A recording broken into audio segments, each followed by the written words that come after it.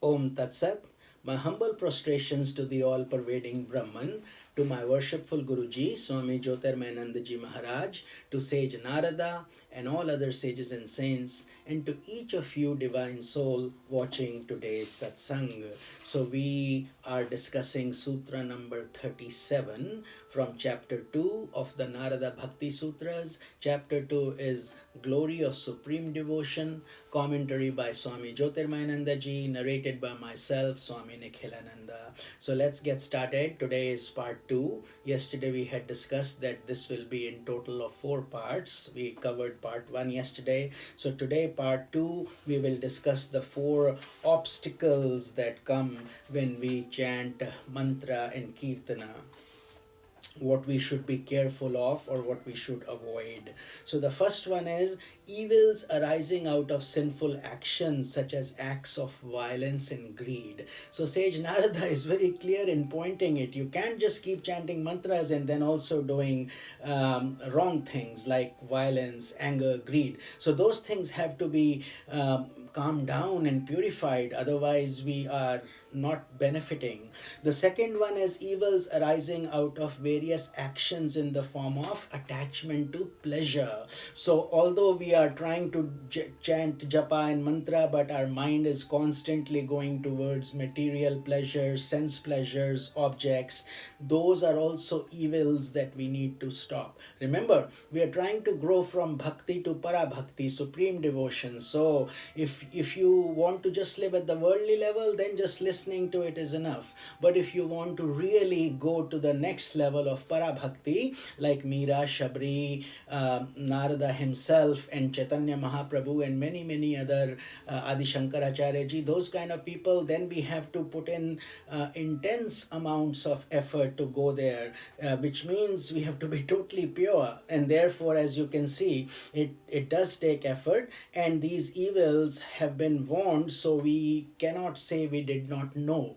Therefore, but Narada is clarifying that please be careful, don't do these things. The third one is evils arising out of errors in judgment that displease one's spiritual preceptor, as well as any attempt to displease any spiritual personality.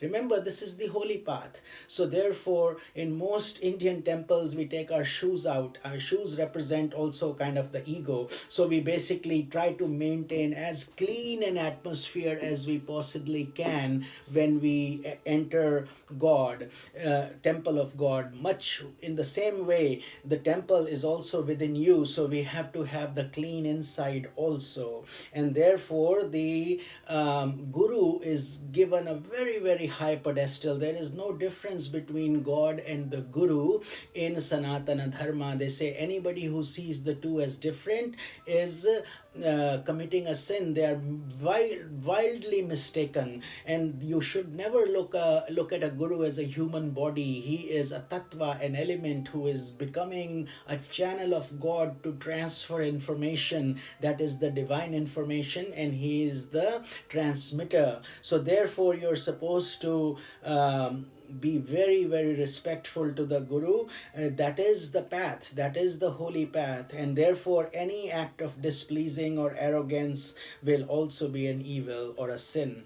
These include indulgence in talks meant to vilify sages and saints. So a lot of times when we say I don't like this, I don't like that, or especially about your Guru, those things are considered taboos and not to be done. Even the attitude of disrespect towards any mantra and its Ishta Devata. Ishta Devata is the presiding deity. So, and then thinking your mantra is superior is also a sin. A lot of people, or an error, a lot of people really think my mantra is better than yours because I am the worshipper of Vishnu, you are the worshipper of Shiva. No, I'm worshipping Krishna. And people get stuck in those things, and therefore they never prosper, they never grow to the next level, because then their ego takes over and deflates their growth. So this is high profound knowledge that we should be very careful of, that every mantra is good, so you continue your mantra with a lot of respect. And such errors, if it is removed by selfless service towards one spiritual preceptor, this is what we are supposed to do, to therefore serve our guru, serve our spiritual preceptor with our heart, mind and soul, completely give ourselves to our guru, because they are even more important than our parents, because our parents gave us birth through a sexual act, right? That's how we were born, through rajas, through the worldly things, and yet they are our gurus and we love them so much. How much more should we love a guru who is forever terminating your ignorance and getting stuck in the world process and coming and going all the time? So he ends up liberating you. Therefore, his glory cannot be expressed in words. It can never be done justice to. It is so high. Therefore, the scriptures are very, very careful and very mindful of this.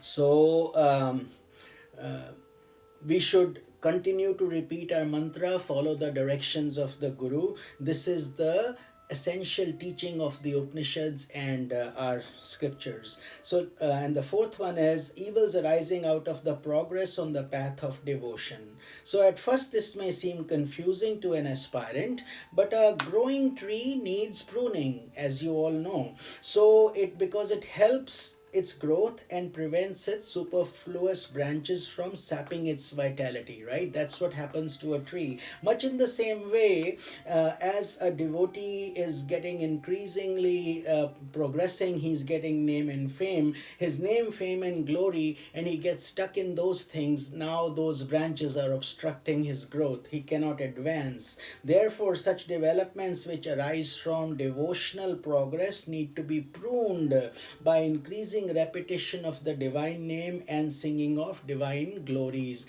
which means to constantly keep that ego under check and constantly stay humble. So an aspirant must live a life that sings the praises of God, a life that radiates the joy of devotion and inspires others to develop faith in God and in the devotional path that leads to God realization. So this is a path where we have to be genuine. We cannot fake it. We have to really love God. We have to really do those things that are sadhana, are tapasya.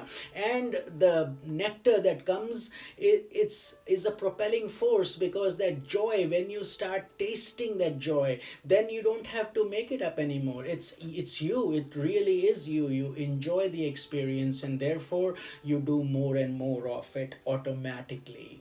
And that is the shift that is needed from basic devotion to supreme devotion. And once we do that successfully, then we have overcome that barrier. And then we should constantly remember these four evils and try to avoid them at all costs, because otherwise we will not progress as we intend to on this holy path.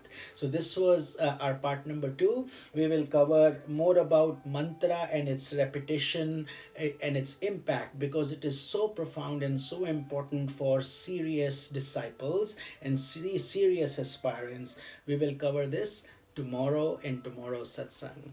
This is Swami Nikhilananda. Om Tat Sat.